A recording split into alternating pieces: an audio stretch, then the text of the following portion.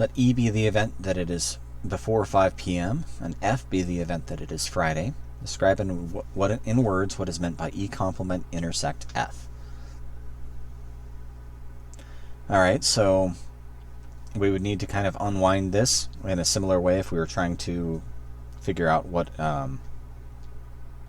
if we're trying to just follow the order of operations here. I'm going to first figure out what is E complement.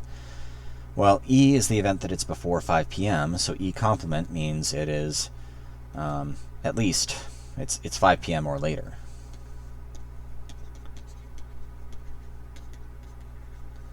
Now, notice I'm not saying it's after 5 p.m. because what happens if it's exactly 5 p.m.? Then it's certainly not in this event E, because that should be before 5 p.m. So that means it would have to be, if it's exactly 5 p.m., that would have to be an E complement. So that's why E complement is 5 p.m. or later.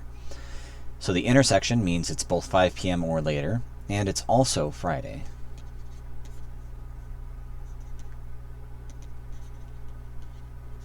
So taking these together means it's after 5 p.m., or it's at least 5 p.m.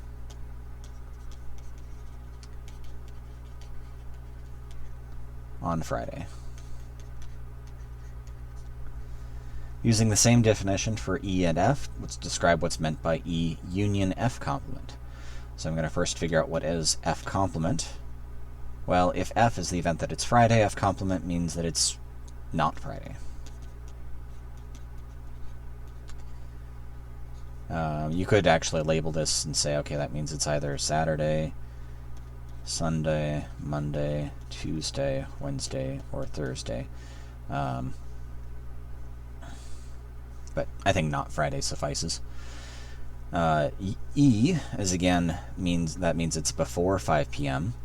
and the union means or. So this would be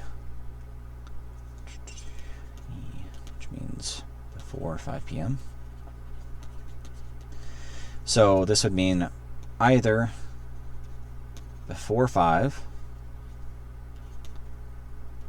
or not Friday, or both. So when you're dealing with the word or in English, typically we use the word or to mean one or the other, but not both.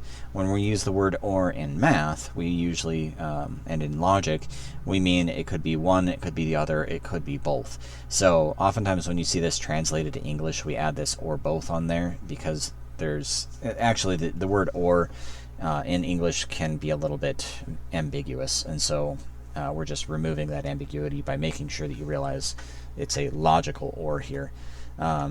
The version of or that we would use in logic, if you're not excluding the both case, we call this an exclusive or. So that would be if one happens or the other, but not both, we'd have to call that exclusive or, and we generally write that as XOR. But we're not going to be using exclusive or in this class. Every or we see in this class is going to represent this type of or.